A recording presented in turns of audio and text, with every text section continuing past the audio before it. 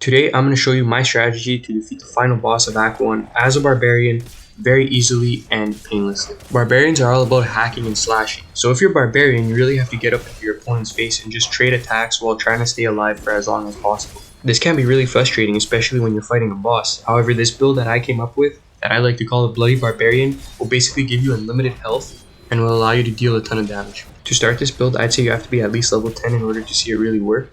If you're level 21, you can truly optimize it, and any level in between obviously works too. So when I discovered this build, I was level 18, and to start with this build, what you want to do is basically put 5 of your skill points into the skill called Flay, and then 2 of your points into Enhanced Flay and Battle Flay.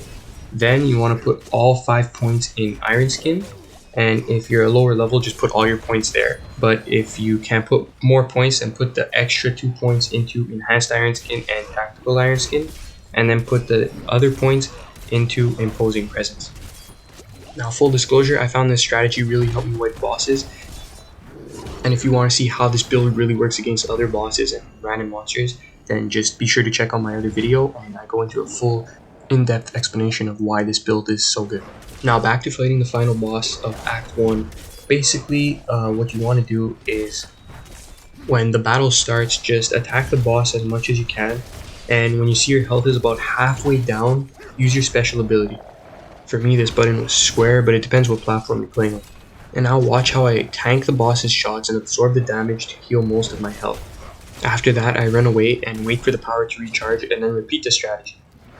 The only thing is that it takes really long to do, and you could get tired, but the main tip I can give you is so that you don't get bloodthirsty, take it slow and be patient. If you ever played like a Dark Souls game or something like that, then you know not to get carried away when the boss is almost dead, because you're probably gonna die when the boss has like a slither of health. Also, it's very important to note that every so often the boss drops 2 heals, and you have to use these wisely.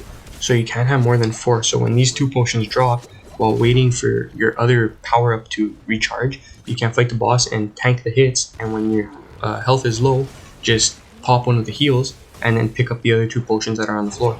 That way nothing really goes to waste and you can really optimize your damage though to the boss.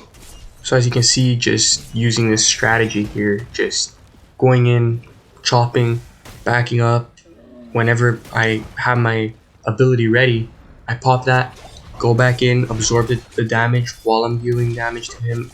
It's really a cycle and repeat, and you will have like unlimited heals, unlimited health if you play your cards right. I did die many times, before this strategy and while using this strategy, because the main problem was not being patient. Like I said, like if you're not patient with this, you will eventually die in the fight, because patience is really the key here, and you just gotta back up, play it slow, play your cards right, and you'll be fine, I think. Also, throughout the fight, this knight guy drops down. I won't spoil who it is, but you can check on my other video on who it is, the ending cutscene. But if you already know who it is, it doesn't even matter. This guy is pretty much useless this entire fight. I don't even really know what he was doing. The only good thing that I guess you could say that he did, was that he drops down and creates like this aura of light whenever the boss basically uses like this like blood power on the ground, and you have to go in there. But I mean, that's part of like the sequence, but other than damage, this guy really did, I found he did nothing. I don't know, but it's just an extra hand, I guess, even though he's useless. But yeah, just stick to this strategy, and I think you're gonna be okay fighting this boss. Just by taking a look at this clip, you could really imitate what I was doing. There's other like tricks, whenever this guy like shoots these like magic missiles at you, just run around, sprint away.